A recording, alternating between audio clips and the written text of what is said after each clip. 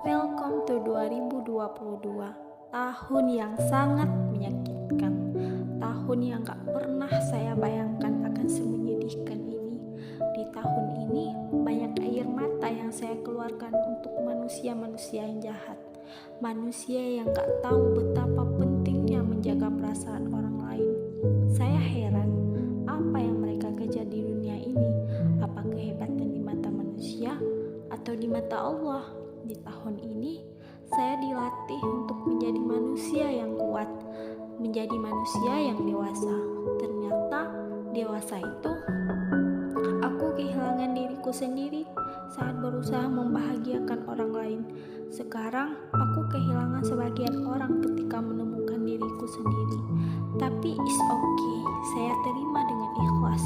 Meski bersamaan itu, saya menangis, kecewa, patah semangat. Karena tidak ada yang benar-benar baik saja. Setiap manusia yang hidup sedang bertarung dengan ujiannya masing-masing. Hanya saja ada beberapa goresan yang memang harus ditutup perban. Ada pula luka yang sengaja dibiarkan terbuka agar lebih cepat sembuhnya.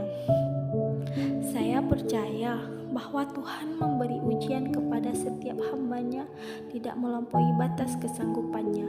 Saya juga percaya bahwa kemanapun kita pergi, Allah adalah tujuan utama, karena Allah adalah skenario terbaik dalam hidup kita.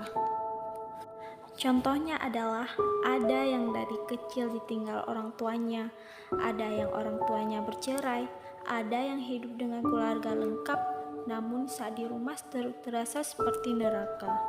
Ada yang hidup bahagia walaupun bukan bersama orang tua kandungnya. Ada yang hidup bahagia namun harus jungkir balik dalam mencari rezeki hanya untuk bisa makan, dan masih banyak lagi.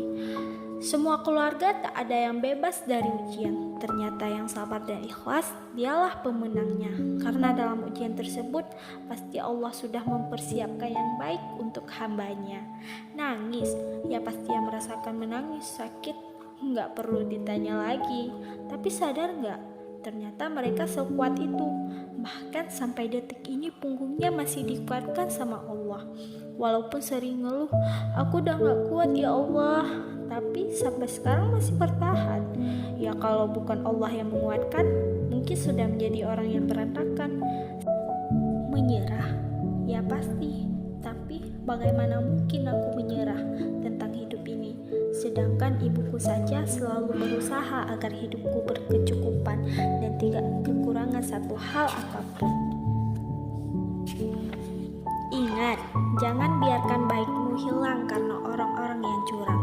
Jangan pernah berhenti menjadi baik karena orang-orang jahat. Jadilah sabar, jangan biarkan kecewamu membuat benci. Jangan biarkan luka membuatmu jahat. Jangan biarkan pahitnya hidup membuat manismu hilang. Tetaplah sabar, kebaikan tetap akan menjadi kebaikan. Sekalipun tak ada satu orang pun yang percaya. Jadilah kamu sebaik kamu, jangan seburuk mereka. Balaslah mereka sebaik kamu, jangan balas buruk mereka. Kamu adalah orang baik. Jangan biarkan perlakuan buruk yang datang membuat kamu lupa dengan itu dan menjadi jahat. Dalam hidup, terkadang kita harus mampu berkompromi dengan kegagalan, kesedihan, atau rasa sakit. Menerima hal-hal yang mengecewakan adalah bagian terpenting dalam kehidupan. Menerima bukan berarti lemah, tapi akan membuat kita dewasa, membuat kita kuat dan berlapang dada. Ketika kamu ikhlas menerima semua kekecewaan hidup, maka Allah akan membayar tuntas kecewamu dengan beribu-ribu kebaikan. Belajarlah untuk mengerti bahwa segala sesuatu yang baik untukmu tidak akan Allah izinkan pergi, kecuali akan diganti yang lebih baik lagi. Siapapun yang merasakan ini, tetaplah kuat. Insya Allah kebahagiaan sedang mendekat. Bye-bye.